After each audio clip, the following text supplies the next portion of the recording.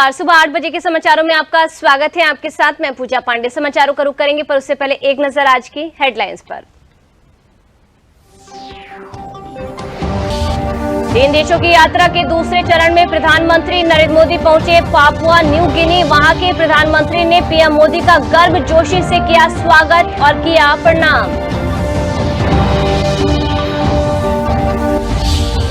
प्रधानमंत्री नरेंद्र मोदी ने Papua New Guinea के हिंद प्रशांत द्वीप सहयोग मंच के शिखर सम्मेलन में कहा, भारत हिंद प्रशांत द्वीप के राष्ट्रों के साथ मजबूती से खड़ा है। नागालैंड के कैबिनेट मंत्री तेमचेन इमना आलूंग ने कहा, बदला है उत्तर प्रदेश, यहाँ के लोग नागालैंड जाकर वहां की प्रकृति और संस्कृति का उठा सकते हैं लुत्फ। और श्री राम जन्मभूमि तीर्थ ट्रस्ट क्षेत्र के सदस्य अनिल मिश्रा ने कहा, तय समय से भगवान श्री राम लल्ला का मंदिर तैयार हो जाएगा। मकर संक्रांति के मौके पर की जाएगी प्राण प्रतिष्ठा।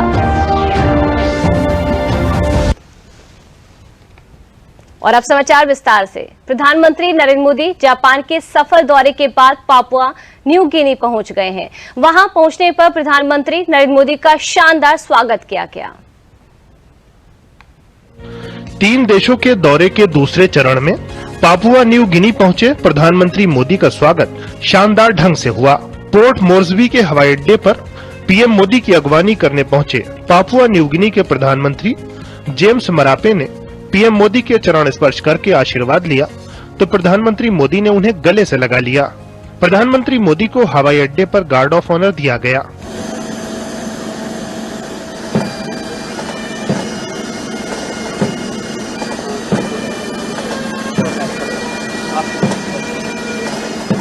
प्रधानमंत्री मोदी के अभिनंदन के लिए कलाकारों ने भी अपनी मनमोहक प्रस्तुति दी।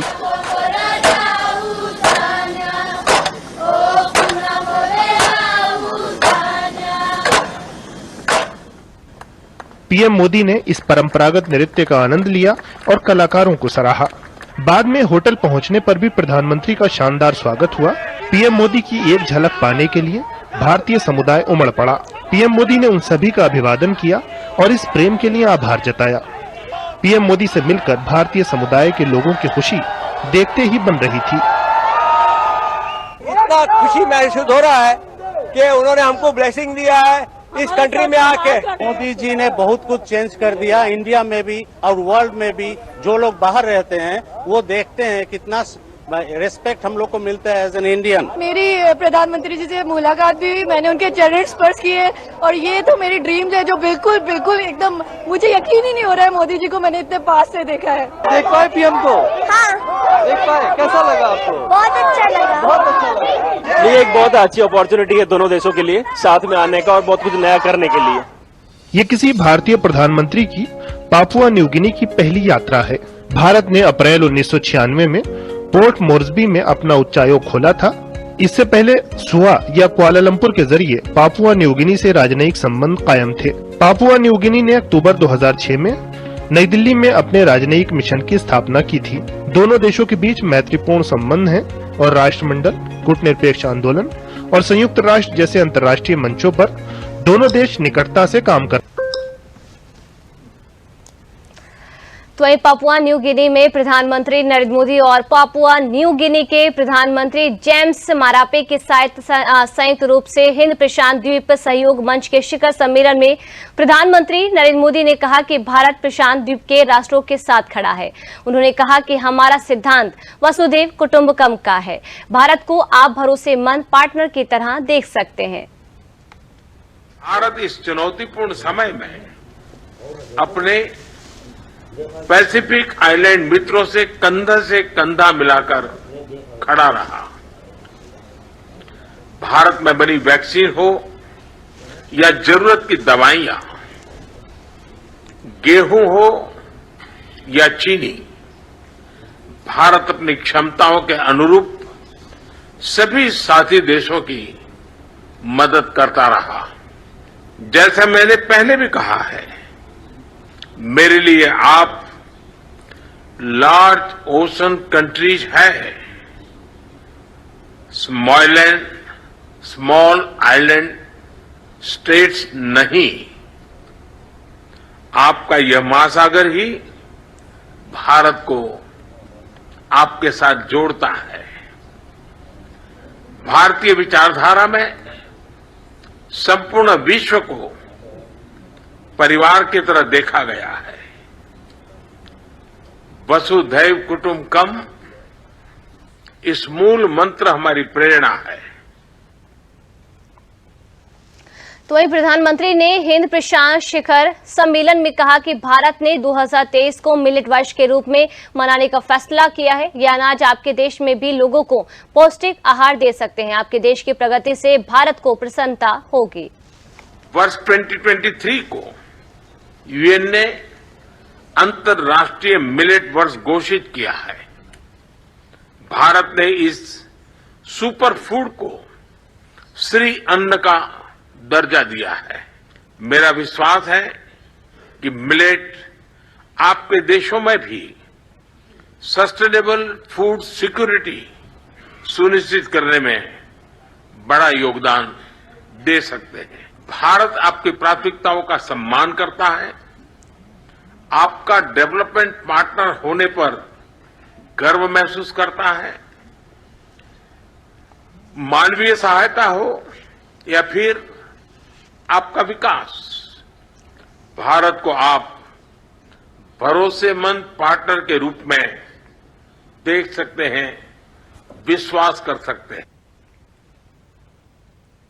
वहीं जालौन में केंद्रीय राज्य मंत्री साध्वी निरंजन ज्योति ने कथा में प्रवचन करते हुए कहा कि सनातन धर्म की बेटियों को लव जिहाद से बचना चाहिए। उन्होंने कहा कि प्रदेश की योगी सरकार जनता के साथ खड़ी है। जनता की संपत्तियों पर कब्जा करने और अपराध से पैसा अर्जित करने वालों के खिलाफ बुलडोजर चल रहा है।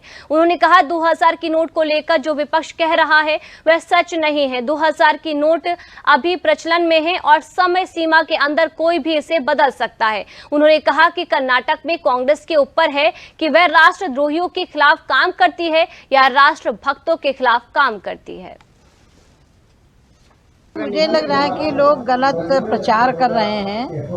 समय दिया हुआ है, उसको बाजार में अभी कोई खत्म नहीं किया गया है और अगस्त तक लगातार चलना है। अब सरकार का एक अपना बैंक का रूल है, वो अपना बदलना क्या करना वो बैंक का रूल है, वो गायब नहीं किया गया।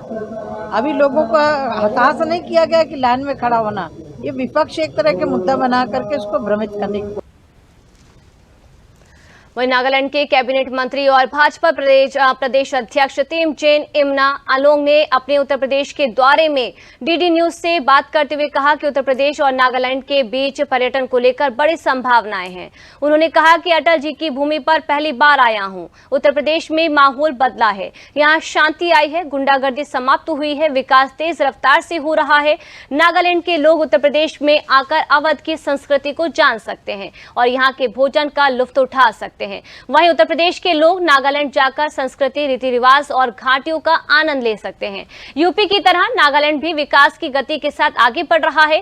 कई प्रदेशों के लोग वहां नागा संस्कृति के साथ व्यवसाय भी कर रहे हैं। यही एक भारत और श्रेष्ठ भारत है जिसकी कल्पना नरेंद्र मोदी जी कर रहे हैं।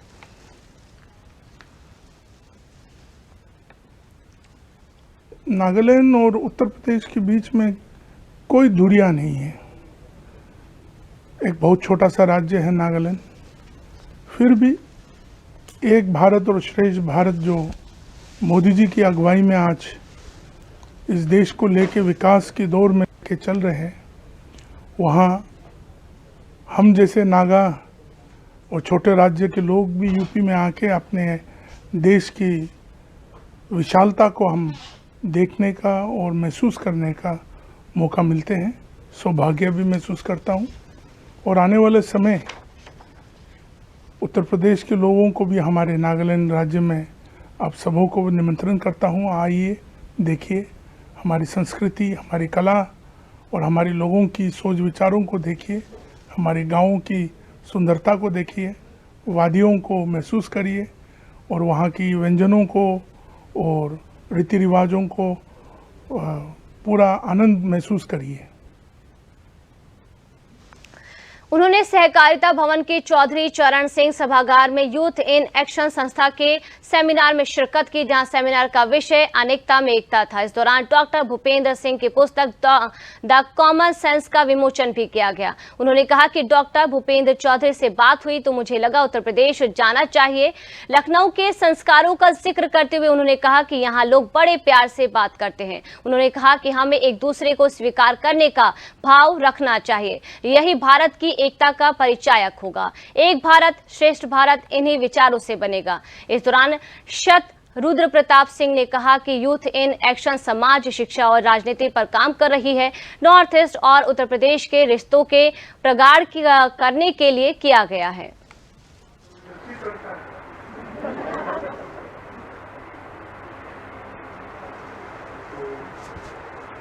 मुझे समझ में ये नहीं आ रहा था कि जाऊं या नहीं,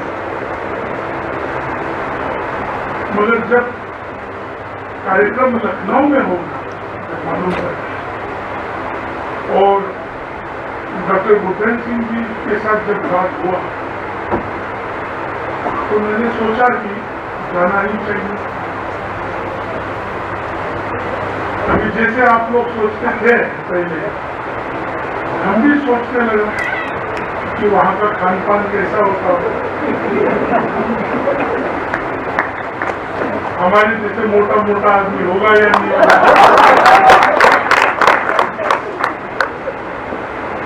और वहां जाएंगे तो कैसे होंगे वो लोग। भैया थोड़ा सा पीछे करो, क्योंकि यूपी का, उत्तर प्रदेश का विशालता इतना बड़ा है कि हर एक क्षेत्र बहुत अलग है।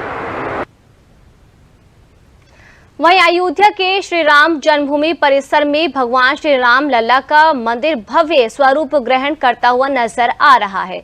मंदिर का निर्माण दिन रात हो रहा है। इसके अलग अलग हिस्सों में छत का निर्माण कार्य तेजी से हो रहा है। अभी से दीवार, खंभे और छत की कलाकृतियां लोगों को लुभाने लगी हैं। 25,000 भक्तों के लिए यात्री विश्राम गृह का भी निर्माण प्रारंभ हो चुका है, जहां श्री राम जन्मभूमि तीर्थ क्षेत्र ट्रस्ट के सदस्य डॉक्टर अनिल मिश्रा ने बताया कि मंदिर निर्माण अपने तय समय सीमा पर पूर्ण हो जाएगा। अगले वर्ष मकर संक्रांति के मौके पर रामलला की प्राण प्रतिष्ठा की जाएगी, जहां कार्यदायी संस्थाएं मनोयोग से मंदिर निर्माण को पूरा करने में लगी हैं। पूरे परिसर को अगर हम ध्यान से देखें तो दीवार, खंबे और छतों की कलाकृतियां इस समय देखने योग्य हैं। इसीलिए ट्रस्ट समय समय पर इसकी छाया, उसका चित्र जारी किया करता है, जिससे देश के सभी श्रद्धालु उसको देख सकें। जहाँ तक निर्माण अवधि की बात है, वो अपनी तय समय सीमा में प्रभु राम का मंदिर, उनकी प्राण प्रतिष्ठा अपने निर्धारित समय जो जनवरी महीना है उसमें मकर संक्रांति के उपरांत।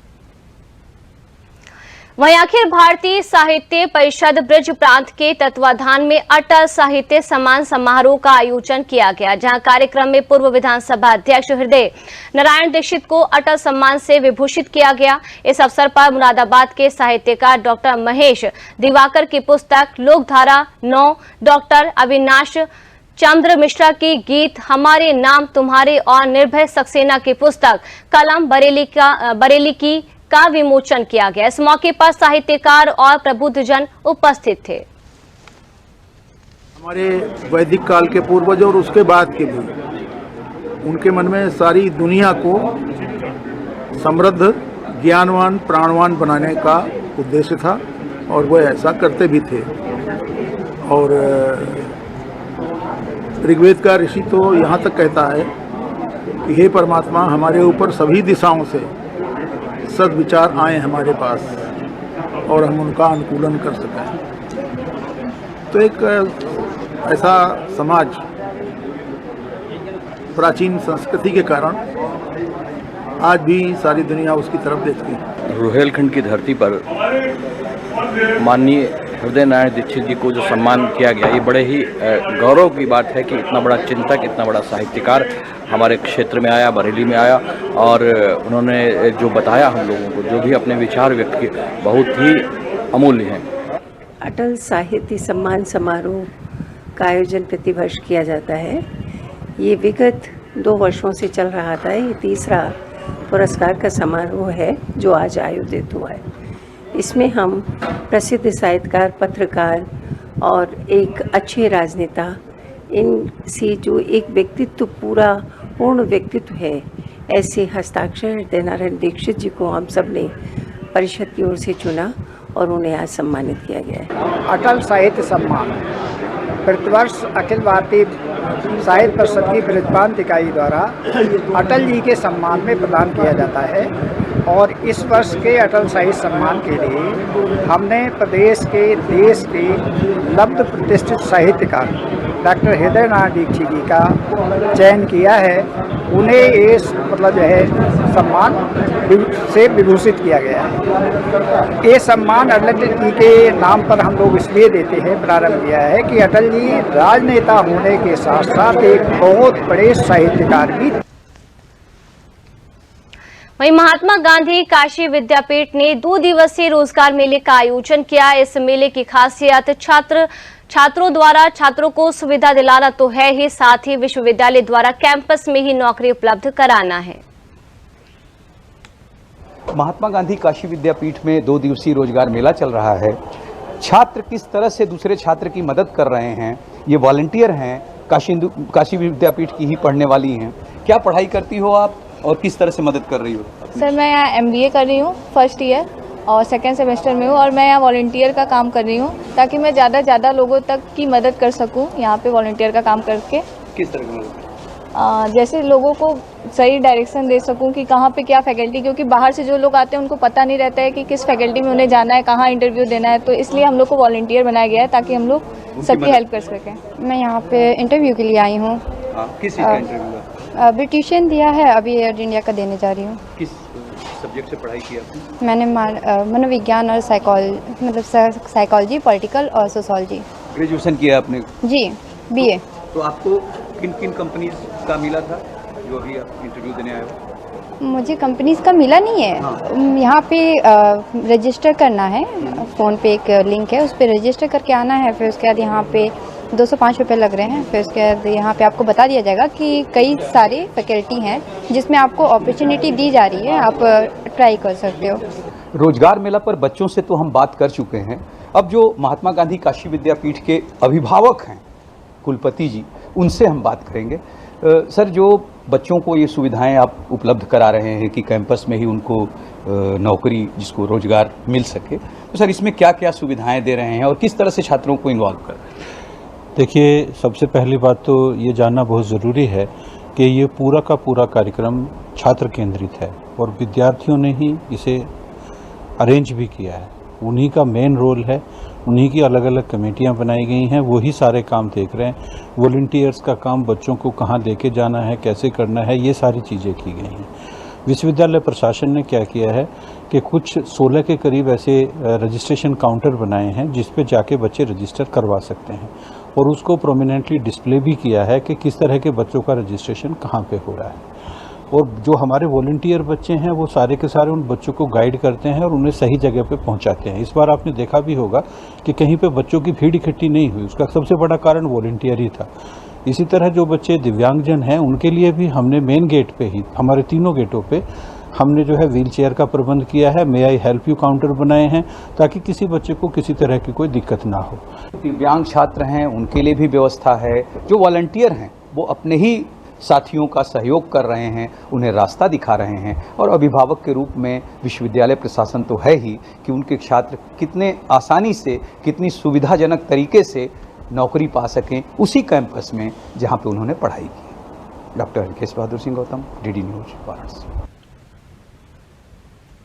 वहीं मेरठ के जिला विधिक सेवा प्राधिकरण के सचिव विनोद शर्मा ने बताया कि राष्ट्रीय लोक अदालत में बड़ी संख्या में मामलों का निस्तारण किया गया है। इस लोक अदालत में आपसी सुलह समझौते में 1,03,818 वादों को निस्तारित किया गया है। इसके अंतर्गत 12 करोड़ 67 लाख से अधिक अर्थदंड की वसूली की गई है। जहां लोक अदालत के माध्यम से जहां अदालतों पर मुकदमों का भार कम हो रहा है, वहीं समझौते के आधार पर फैसलों का लाभ समाज को भी मिल रहा है। जनसाधारण को सस्ता, सुलभ व त्वरित न्याय देने का है और इसके लिए आप देख रहे हैं हमारे अधिकारी हमारे साथ खड़े हुए हैं। इन सभी लोगों ने इस लोक अदालत को करने से पहले प्री ट्रायल मीटिंग्स की हैं और पार्टीज़ को समझाया बुझाया है ताकि वो आपसी सुलह समझौते से इस मामले को निपटा लें। तो सिविल के मामलों में पक्षकारों को हम लोग प्रेरित करते हैं कि आप लोग अपने मामलों का त्वरित निस्तारण करें।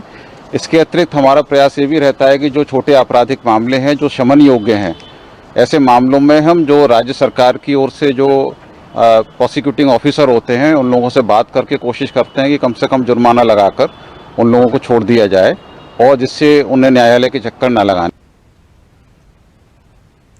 वहीं अलीगढ़ में राष्ट्रीय लोक अदालत के माध्यम से 53,618 मामलों का निस्तारण आपसी सुलह समझौते के आधार पर किया गया, जहां जिला जज बब्बू सारंग ने बताया कि राष्ट्रीय लोक अदालत में न्यायालयों में लंबित एवं अदालती कार्यवाही से पहले आपस में निपटाए जाने वाले वादों का निपटारा किया गया है। इसमें फौजदारी, धन वसूली, मोटर दुर्घटना, श्रमवाद, विद्युत अधिनियम, पारिवारिक एवं वैवाहिक वाद शामिल है। अर्थदंड के रूप में 21 करोड़ 80 लाख रुपए के अधिक की वसूली की गई है। वादी और प्रतिवादी में लोक अदालत के फैसलों से प्रसन्न हैं। इस बार परिस्थितियां बहुत अच्छी हैं और उम्मीद करते हैं कि जिस हिसाब से भीड़ आई है कचहरी परिसर के अंतर्गत, तो उम्मीद की जाती है कि 1 लाख वादों का निपटारण जो है वो हो जाएगा और लगभग इस हिसाब से हम 50 करोड़ का हमारा टारगेट है कि वो रिकवर भी होगा। लोन ली थी उसमें हमें 60,000 की छूट मिली। रईसा अदालत लगी रहे तो हमारे तरह से खा जाने हम लोगों किसानों को धन्यवाद। मैंने चंडो स्टेट बैंक से लोन लिया था 1 लाख, वो 1 लाख ब्याज 1 लाख रुपए और हो गई 2,90,000 रुपये ब्याज हो चुकी थी। आज मैंने लोक अदालत लगी थी उसमें लोन भरा है, 1,90,000 की छूट मिली है, 1,10,000 मैंने भरा है। मैं यही चाहता हूँ कि ऐसे ही लोक अदालत लगे, हमें फायदा। पानी की समस्या का समाधान केवल सरकार नहीं कर सकती है, इसमें जनता की भी भागीदारी सुनिश्चित होनी चाहिए। इसको लेकर ललितपुर में जल संरक्षण अभियान चलाया जा रहा है, जहां मध्य प्रदेश बॉर्डर पर मृतप्राय झील नदी एवं जल प्रपात के जीर्णोद्धार का काम तेजी से चल रहा है। नाराहट की ग्राम पंचायत की प्रधान कल्पना राजा और मनरेगा की महिला श्रमिकों की टीम के प्रयास से इन झरनों में फिर से पानी रिसना शुरू हो गया है। अगर ये मृतप्राय झरने फिर से शुरू हो जाते हैं तो 11 किलोमीटर लंबी नदी में पानी दिखने लगेगा। इन क्षेत्रों में पर्यटकों की भी आवाजाही शुरू होगी, जिसका लाभ स्थानीय लोगों को मिलेगा। वहीं जंगली जीव जंतुओं को भी गर्मी से पानी उपलब्ध होगा। हमझिर नदी में मनरेगा महिलाओं को काम मिला है बड़ी संख्या में। बड़ी बात यह है कि सूखी नदी प्राय जीवित हो उठी है। उसमें जो मृत झर थी वो पुनः मतलब खुल गई हैं और नदी के पानी से आने से जंगल के जीव जंतुओं को फ़ायदा हो रहा है, पानी मिलेगा और साथ साथ किसानों को भी हजारों एकड़ ज़मीन सिंचेगी। आरती है, मैं महिला मीट का काम कर रही हूँ गांव में। और यहाँ जो नदी समाप्त हो गई थी, सरकार ने ये अमझरा घाटी पे ये नदी का निर्माण शुरू करवाया है और इसमें पानी भी निकला है, जिससे हम सभी महिलाओं को रोजगार भी मिला है। रोजगार है, महिलाओं का रोजगार 230 रुपया है और नदी में पानी निकलने से जीव जंतुओं के लिए फ़ायदा होगा और किसानों के लिए। और हर नदी को हम नया जीवन नया कर रहे और किसानों के लिए और महिलाओं के लिए रोजगार सेवक और जंगली जानवरों के लिए पानी की व्यवस्था ये भी सरकार हमारे लिए अच्छा कर रही है। जो नदी है हमारी अमझर नदी वो सूख गई थी, यहाँ पे बिल्कुल पानी नहीं था। जब से हम लोगों ने इसमें काम लगाया है, इसको हम लोगों को 9 किलोमीटर बनाना है और हमारी ग्राम पंचायत के द्वारा मनरेगा का काम बड़ी तेज़ी से सबसे ज़्यादा यहाँ पे महिलाओं को हम काम पे लगाए हुए हैं। मनरेगा द्वारा काम कराया जा रहा है और सबसे बड़ी बात तो ये है कि ये नदी बिल्कुल सूख गई थी, क्योंकि अब इसमें हम लोगों ने जो खुदाई की है मनरेगा लेबर द्वारा, इसमें बड़ी अच्छी संख्या में पानी मतलब बड़ी मात्रा में पानी निकल आया है और जीव जंतुओं को, पशु पक्षियों को और हमारे किसान भाइयों के लिए बड़ा फ़ायदा होगा। वहीं 1.25 लाख के इनामी बदमाश को मथुरा पुलिस ने मुठभेड़ के बाद गिरफ्तार किया है। इस अपराधी के ऊपर मथुरा समेत राजस्थान में भी कई मुकदमे दर्ज हैं। ये अंतर्राज्यीय अपराधी बरसाना क्षेत्र में पुलिस को गोली मारकर फरार हो गया था, जहां बदमाश के फायरिंग करने पर पुलिस ने जवाबी फायरिंग की, जिसमें वह घायल हो गया। इस अपराधी पर चोरी, नकबजनी, हत्या के प्रयास, रंगदारी और चौथ वसूली के मामले दर्ज हैं, जहां राजस्थान पुलिस ने भी इस अपराधी पर 25,000 का इनाम घोषित कर रखा है। अज्ञात क्षेत्र में राल तथा नंगला नेता रोड पे थाना जैत पुलिस और रिवॉर्डेड क्रिमिनल के लिए स्पेशल टीम मेरे द्वारा गठित की गई थी। उस टीम की 1 लाख इनामी रोहतास गुजर के साथ मुठभेड़ हुई है। मुठभेड़ में रोहतास गुजर घायल हुआ है, उसके पैरों में गोली लगी है और उसे अस्पताल भेजा गया है। ये वर्ष 2021 से वांछित चल रहा था। 2021 में इसने थाना बरसाना क्षेत्र में पुलिस टीम पे फायरिंग की थी, जिसमें एक पुलिसकर्मी घायल भी हुआ था। इसके अलावा इस पे 2 दर्जन से ज़्यादा मुकदमे, जिसमें लूट, चोरी, नकबजनी, हत्या के प्रयास, गैंगस्टर इत्यादि केसेस। वहीं खेलो इंडिया यूनिवर्सिटी गेम्स 2022 के तृतीय संस्करण का आयोजन 25 मई से 6 जून तक होगा। इसके व्यापक प्रचार प्रसार के लिए 4 रूटों पर मशाल रैलियों को रवाना किया गया था। जनपद हापुड़ में कल मशाल रैली को सदर विधायक विजय पाल और जिला पंचायत अध्यक्ष रेखा नागर ने हरी झंडी दिखाकर रवाना किया। मशाल रैली में judo, karate, yoga, scout guide, NCC, युवा मंगल दल एवं विद्यालयों के छात्रों ने प्रतिभाग किया। इसके साथ ही मशाल रैली में आए सदस्यों के स्वागत में सांस्कृतिक गीत भी प्रस्तुत किए गए।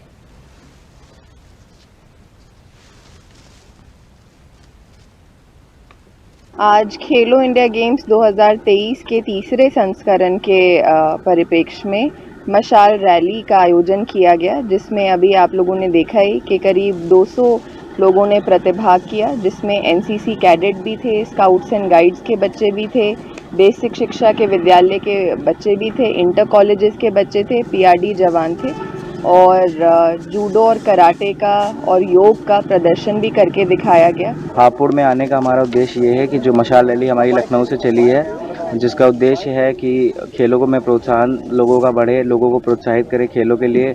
और हर डिस्ट्रिक्ट में जो इवेंट्स हो रहे हैं, जो वहाँ के डिस्ट्रिक्ट मजिस्ट्रेट्स, क्रीड़ा अधिकारी वो जो इवेंट्स करा रहे हैं, उन्हें हमें सम्मिलित होना है गवर्नमेंट ऑफ उत्तर प्रदेश की ओर से। और खेलों को प्रोत्साहन देने के लिए जितना भी प्रयास यहाँ के लोग कर रहे हैं, उसमें हमें प्रतिभाग करके उन्हें समर्थन। और अंत में एक नजर आज की हेडलाइंस पर।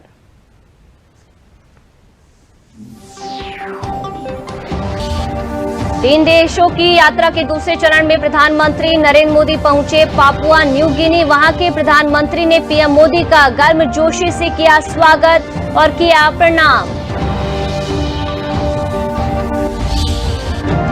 प्रधानमंत्री नरेंद्र मोदी ने पापुआ न्यू गिनी के हिंद प्रशांत द्वीप सहयोग मंच के शिखर सम्मेलन में कहा, भारत हिंद प्रशांत द्वीप के राष्ट्रों के साथ मजबूती से खड़ा है।